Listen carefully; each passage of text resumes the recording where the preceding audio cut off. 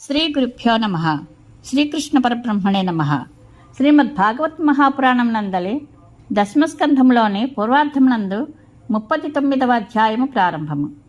ఈ అధ్యాయములో అక్రూరుడు మధుర నుండి నందగోకులములకు వచ్చిన కారణమును తెలుసుకుని బలరామకృష్ణులు అక్రూరునితో కూడి మధురకు బయలుదేరు విశేష విషయములను తెలుసుకుందాము.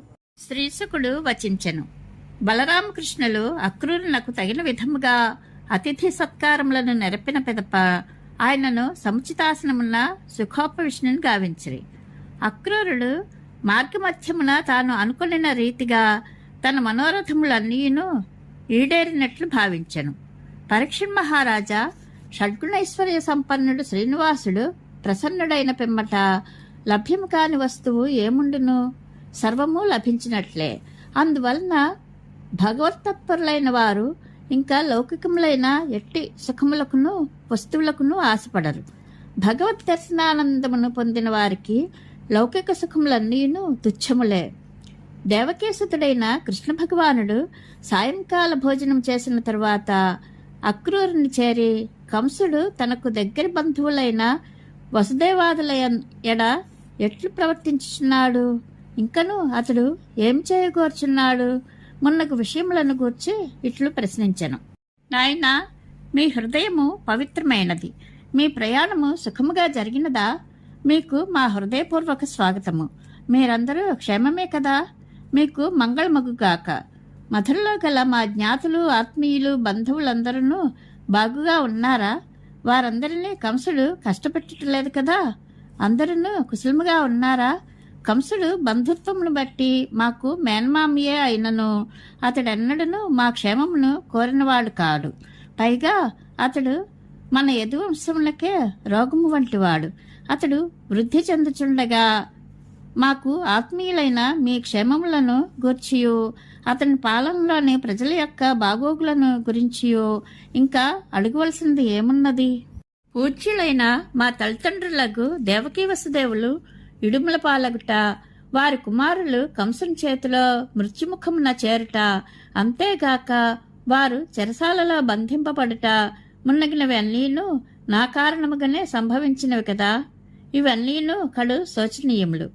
ఉత్తమ స్వభావము గల అక్రూర ఆత్మీయులైన మన బంధువుల దర్శనము కొరకు ఎప్పటి నుండియో నేను తపన పడుచుంటిని. నా అదృష్టము కలది. నేడు నీ ఆగమనంతో ఆ కోరిక నెరవేరినది. ఇంతకును నీ రాకకు కారణమేమో వివరింపము. శ్రీశుకుడు ఇట్లు పలికెను. శ్రీకృష్ణ పరమాత్మ అడిగిన విషయములనన్నింటినీ వివరించుచు అక్రూరుడు యదువంశజుల ఎడ కంసుడు వైరము పూనియున్న విషయములను, దేవకీ వసుదేవులను వధించుటకే అతడు ఉద్యమించిన తీరుతన్నులను గూర్చి విపులముగా తెలిపెను. సందర్భానుసారముగా దేవకీ వసుదేవులకు కుమారుడిగా శ్రీకృష్ణుడు జన్మించిన విషయములను గూర్చి నారదుడు కంసులకు తెలుపటను, కంసుడు తనను శ్రీకృష్ణ ప్రభువు వద్దకు దూతగా పంపుచు అతడు ధనుర్యాగ నెపముతో తనకు ఇచ్చిన సందేశమును అక్రూరుడు కృష్ణ పరమాత్మకు వివరముగా తెలిపెను. శత్రువీరులను పరిమార్చుటలో సమర్థులైన శ్రీకృష్ణుడును బలరాముడును అక్రూరుని వచనములను వినిన్న పిమ్మట దరహాసమనర్చుచు తమ తండ్రి అగు నందునకు ధనుర్యాగ నిమిత్తముగా కంసుడు పంపిన ఆదేశమును తెలిపిరి. అంతటా నందుడు తోడి గోపాలులను ఇట్లు ఆదేశించెను. మిత్రులారా, వెంటనే ఆవుల పాలను, పెరుగులను, వెన్నలను, నేతలను సమృద్ధిగా ఒక్కచోట సమకూర్చుడు. కానుకలుగా సమర్పించుటకై ఉత్తమ వస్తువులను తీసుకొనుడు. వాటిని అన్నింటినీ ఎద్దుల బండ్లపై చేర్చుడు. రేపు ప్రాతకాలముననే మధురానగరమునకు బయలుదేరుదాము. పాలు మొదలగు వస్తువులను, కానుకలను, కప్పములను అన్నింటినీ కంసప్రభువునకు సమర్పింతము. అచ్చట ఒక మహోత్సవము జరగబోచున్నదట. దానిని దర్శించుటకై దేశ ప్రజలందరూ రానున్నారట. మనము కూడా అచ్చటికి వెళ్లి ఆ ఉత్సవమును కనులారా దర్శింతము అని ఈ విధముగా నందగోపుడు గ్రామరక్షకుల ద్వారా గోకులమున చాటింపజేసెను. అక్రూరుడు బలరామకృష్ణులను మధురాపురమునకు తీసుకుని వెళ్ళుటకే వచ్చిన విషయమును తదితర వార్తలను విన్నంతనే గోపికలు మిగిల వ్యాకులపాటునకు లోనైరి. ఆ వార్తలు చెవి సోకినంతనే కొంతమంది గోపికల హృదయంలో మిక్కిలి పరితపింపసాగెను. ఆ తాపముల ప్రభావమున వారి నిట్టూర్పులు వేడెక్కెను. ఆ వేడి నిట్టూర్పుల కారణముగా వారి ముఖములు వాడిపోయి వెలవెలబారెను. కొందరు గోపికలు తాము ధరించిన పట్టువస్త్రములు, హస్తకంకణములు, దిద్ది తీర్చుకొనిన కొప్పుముడులు జారిపోవచ్చునను గమనింపలేనంతగా దిగులు పడసాగిరి. మరికొందరు గోపికలు శ్రీకృష్ణుని ధ్యాసలో మునిగిపోయినందున వారి ఇంద్రియ వ్యాపారములు అన్నీనూ ఆగిపోయినట్లయ్యను. ఆత్మసాక్షాత్కారమును పొందిన యోగారూఢులకు వలె వారికి తమ శరీరములపై గాని ఈ బాహ్యలోకము మీద గాని ధ్యాసే లేకుండెను. వారి మనస్సులలో శ్రీకృష్ణ పరమాత్మ స్వరూపమే మెదల్చుండెను. వారి హృదయములను దోచుకొనిన శ్రీకృష్ణుని ప్రేమానురాగములు మరిమరి మురిపించడి చిరునవ్వుల కాంతులు, మధురముల నలికెడి చిత్ర విచిత్రములైన వచనములను పదే పదే గుర్తునకు వచ్చుచు వారిని సమ్మోహపరచుచుండెను. అప్పుడు శ్రీకృష్ణునితో ఎడబాటు కలుగునేమో అన్న భావనతో భీతిల్లుచు విహ్వలలైన గోపికలు ఆ స్వామి యొక్క మిగులు అందమైన నడకలను, తమను మైమర్పించిన రాసక్రీడాది చేష్టలను, ముగ్ధ మనోహరములైన దరహాసములను, ఆకర్షణీయములైన చూపులను, దిగులను దూరం చేసడి నర్మవచనములను, అద్భుతములైన లీలలను, వేడుకలను ప్రతిక్షణము స్మరించుకొనుచు శ్రీకృష్ణునే తమ చిత్తములయందు నిలుపుకొనిన వారై గుంపులు గుంపులుగా గూడి దుఃఖాశ్రువులను రాల్చుచు ఎంతయో వగచుచు ఇట్లు పలికిరి. అహో విధాత, నీవు ఏమాత్రమూ దయలేని వాడవు. జగత్తులోని ప్రాణులను సౌహార్ద్రముతో ప్రేమానురాగములతో కలుపుచుందువు. వారి ముద్దు ముచ్చటలు తీరకముందే వారిని వేరు చేయుచుందువు. నీ పనులన్నీను పిల్లల చేష్టవలే నిష్ప్రయోజకములు. బ్రహ్మయ్య శ్రీకృష్ణుని సుందరముఖము నిగినిగిలాడుచుండెడి నల్లని ముంగుర్లతోనూ నునుపైన చెక్కిళ్లతోనూ చూడముచ్చట గలిపిడి నాసికతోనూ తేజరిల్లుచుండును. ఆ స్వామి చిరునవ్వుల కాంతులు ఎంతటి శోకములనైనను పారద్రోల్చుండును. అట్టి ముఖారవిందమును మాచే దర్శింపచేసి ఇప్పుడు మా కనుల నుండి మరుగుపరుచుచున్నావు. నీవు చేసేటివన్నీను ఇట్టి పిచ్చి పనులే. ఇవి ఎంతయూ అనుచితములు. నీవు అక్రూరుని పేరుతో వచ్చిన క్రూరుడవు. నీవు సృష్టించిన ప్రకృతి సౌందర్యమును అంతయును అత్యంత మనోజ్ఞమైన శ్రీకృష్ణుని ప్రత్యంగమునందును మేము కనులారా దర్శించి ఆనందించుచుంటిమి. కాని మాకు నీవు ఇచ్చిన నేత్రములను నీవే ఒక మూర్ఖుని వలె హరించివేయుచున్నావు. బహుశా నీ సృష్టి రహస్యము పూర్తిగా మాకు తెలిసిపోయిందను అసూయతో కాబోలు. శ్రీకృష్ణుని మా నుండి వేర్చేసి మమ్ములను అంధులనుగా చేయుచున్నావు. చెల్లులారా, చూచితిరా, మనపై ఆ నందనందనకు గల ప్రేమానురాగములు అస్థిరములు. మనము ఆయన యొక్క చిరునవ్వుల విలాసములను, క్రీగంటి చూపుల తళుకు బెళుకులను చూచి భ్రాంతిపడి ఆయనపై మరులుగొంటిమి. మన ఇండ్లు వాకిండ్లను, పతులను, సుతులను, ఆత్మీయులకు బంధుమిత్రులను వదులుకొని ఆ స్వామినే సర్వస్వముగా భావించి దాసీలమై ఆయనను ఆశ్రయించితిమి. అయ్యో, క్రొత్తవారిపై ప్రేమగల ఆ నందపుత్రుడగు కృష్ణుడు మన వైపు కన్నెత్తి అయినను చూడక మధురానగర భామినులను చేరబోచున్నాడు. సఖులారా, రేపటి ప్రాతకాలము మధురానగర కాంతలకు నిజముగా మిగుల సుఖావహమగును. వారి మనోరథములన్నీను ఈడేరుట తథ్యము. ఏలయన మన ప్రభువు ఆ పురమున ప్రవేశించినంతనే ఆకర్షణీయమైన ఓరచూపులతోనూ మధుర దరహాసములతోనూ ఒప్పుచుండెడి ఆయన ముఖారవిందమునందలి మకరందములను తనివిదీరా ఆస్వాదించువారు ధన్యులయ్యదరు. సతులారా, మన శ్రీకృష్ణుడు సహజంగా ధీరుడే, పైగా గురుజనుల ఆజ్ఞలను మీరనివాడే. అయినప్పటికీ మధురానగర తరుణీమణుల యొక్క తేనెలకెడి మంజుల భాషణములకును సిగ్గులతో కూడిన మందహాస విలాసములకును ముగ్ధుడై తప్పక వారి వాడగును. అట్టి స్థితిలో అబలలము పల్లెపడుచులము అయిన మన దగ్గరకు ఆ ప్రభువు ఏలవచ్చును? శ్రీకృష్ణుని రూపము ఎంతయో రమణీయము, దర్శనీయము. ఆ ప్రభువు సకల కళ్యాణ గుణములకు నిధి. నేడు మధురానగరములో గల దాసార్హ, భోజ, అంధక, వృష్ణి, సాత్వత వంశీయులెల్లరూ మన దేవకీసుతులకు శ్యామసుందరుని దర్శించుటచే వారి కన్నులకు గొప్ప ఉత్సవమే యగును. ఇంకను రమారమణుడు గుణసాగరుడు అగు శ్రీకృష్ణుడు దారిలో గల జనులందరికీ కూడా కన్నుల పండుగను చేకూర్చగలడు. సుదతులారా, ఈ అక్రూరుడు ఏమాత్రము దయలేనివాడు, మిక్కిలి కఠినాత్ముడు. ఇచ్చట మనము శ్రీకృష్ణునికై ఇంతగా పరితపించిపోవచ్చునను మనకు ప్రియాతి ప్రియుడైన ఆ స్వామిని ఇతడు దూరతీరములకు తీసుకుని పోవచ్చున్నాడు. మాట మాత్రముగానైనను ఇతడు మనకు ఊరట గుర్చటలేదు. కనుక అత్యంత క్రూరుడైన ఇతడు అక్రూరుడని పేరునకు ఎంతమాత్రమూ తగడు. గోపికలు ఇట్లు అనుకొంచుండగానే తెల్లవారును. శ్రీకృష్ణుడు ప్రయాణ సన్నద్ధుడై రథారూఢుడై ఉండెను. అప్పుడు ఆ గోపకాంతలు ఇంకనో ఇట్లు సంభాషించుకొనిరి. సుదతులారా, అక్రూరుని విషయము అట్లుంచుడు. శ్రీకృష్ణుడు కూడా అక్రూరుని కంటే తక్కువ తినలేదు. అతనికి వలె ఈ స్వామి మనస్సు కూడా కఠినమైనదే. అందువలననే మన ప్రభువు అప్పుడే రథంపై చేరి ఉన్నాడు. మూర్ఖులైన గోపాలురు కూడా ఆయనను అనుసరించి వెళ్ళుటకై తమ బండ్లను సిద్ధపరచుకొంచు త్వరపడుచున్నారు. వృద్ధులు సైతము ఈ విషయంలో ఏమాత్రమూ పట్టించుకొనక మిన్నకున్నారు. దైవమే ప్రతికూలముగా ఉన్నప్పుడు మనము మాత్రము ఏమి చేయగలము?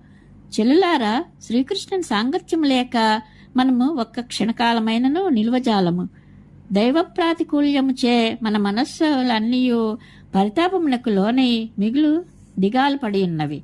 కనుక మనమే ఆ మాధవుని వద్దకు వెళ్ళి ఆ స్వామి ప్రయాణమును ఆపుటకు పూనుకొందము. ఇక ఈ కులవృద్ధులు బంధువులు మనలను ఏమి చేయుదురో చూచెదముగాక.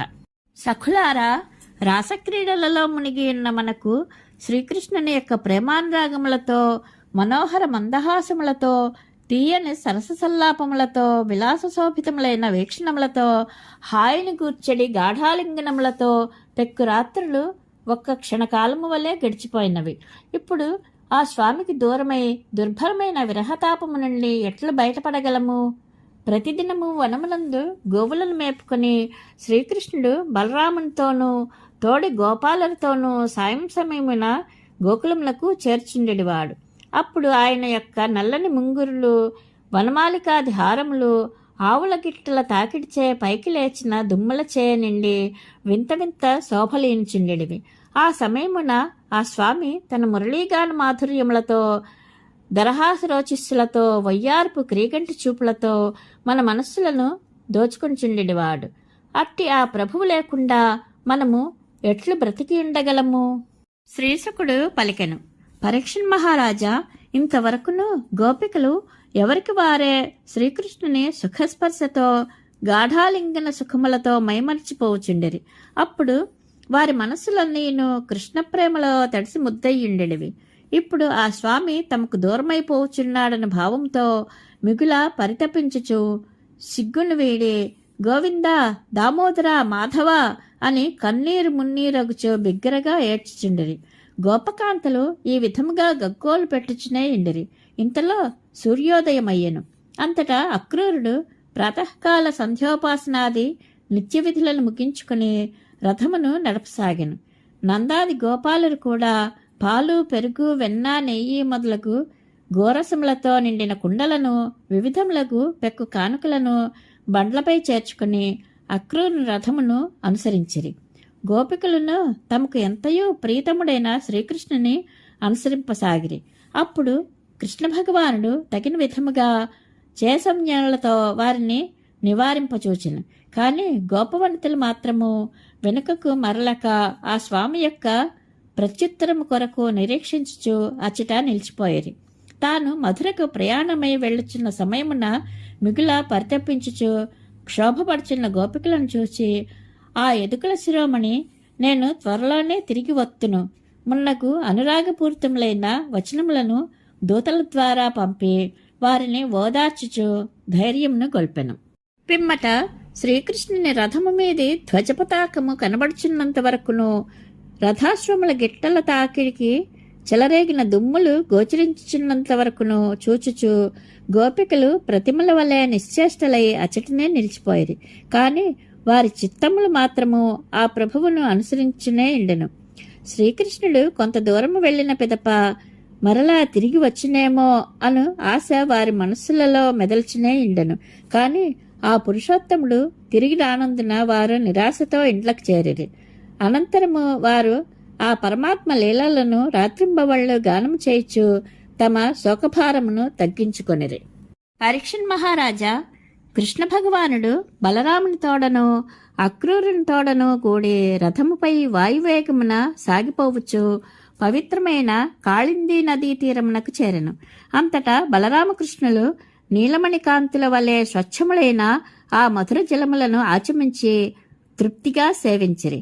పిమ్మట వారు తీరమును చేరి చెట్ల నీడలలో నున్న రథంపై ఎక్కిరి.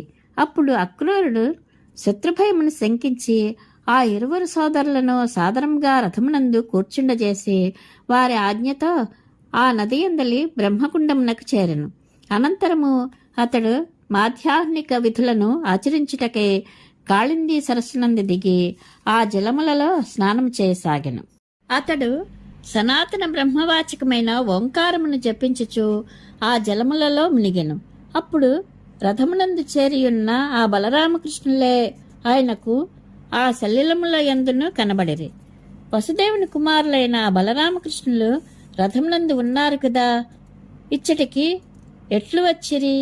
రథము దిగి ఇచ్చటికి వచ్చినచో వారు అచ్చట ఉండకూడదు కదా అని శంకించుచో నీళ్లలో నుండి పైకి లేచి చూచెను. కాని వారు ఎప్పటి వలె రథమునందు ఉండుట అతను గమనించెను. అప్పుడు అతను, నేను వారిని జలములలో చూచినది నిజము కాకపోవచ్చును, అది నా భ్రమయేమో, అట్లయినచో మరలా చూచెదను అని తర్కించుకొనుచు అతడు నీటిలో మునిగెను. మరలా ఆ నీళ్లలో అప్పుడు అతడు ఆదిశేషుని దర్శించెను. ఆ సమయమున సిద్ధులు, చారణులు, గంధర్వులు, అసురులు ఆ సర్పరాజును స్తుతించుచుండెరి. ఆ ఆదిశేషుడు 1000 శిరస్సులతో కిరీటశోభితములైన 1000 పడగలతో ఒప్పుచు నీలాంబరము ధరించియుండెను. ఆ స్వామి తామరకాడ వలె తెలుపు వన్నెతో అలరార్చు బంగారు శిఖరములతో విలసిల్లుచున్న కైలాస పర్వతము వలె విరాజిల్లుచుండెను.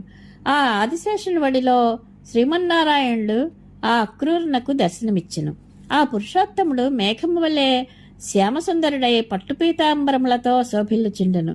ఆ చతుర్భుజుడు శాంత గంభీరుడై తామర పుష్పము వలె అరుణకాంతులు గల నేత్రములతో వెలుగొందుచుండెను. ఆ పరమపురుషుని వదనము సుందరము, ప్రసన్నము, నవ్వులు, చూపులు మిగుల ఆహ్లాదకరములు. ఆయన కనుబొమ్మలు నిరుపమానములు. తీరైన ఆ స్వామి నాసిక ఎంతయూ దర్శనీయము. కర్ణముల కాంతులు, చెక్కిళ్ల శోభలు అపూర్వములు. ఆ వైకుంఠుని అరుణాధరము పరమరమణీయము. జానువుల వరకు పొడవైన ఆ మహాత్ముని బాహువులు బలిష్టములు, భుజములు సమున్నతములు. లక్ష్మీదేవికి నివాసమైన ఆ పరమపురుషుని వక్షస్థలము వైభవోపేతము. కంఠము శంఖము వలె రేఖాత్రయ శోభితమై విలసిల్లుచుండెను. నాభి తీరితెన్నులు గంభీరములు. ఉదరము వళిత్రయోపేతమై పల్లవ సౌందర్యములను విరజిమ్ముచుండెను. కటిప్రదేశము నితంబము నిండైనవి. ఊరుద్వయము కరభము వలె చూడముచ్చట గొలుపుచుండెను. మోకాళ్ళు పిక్కలు ఆకర్షణీయములు. చీలమండలు ఉన్నతములు. నఖకాంతులు మనోజ్ఞములు.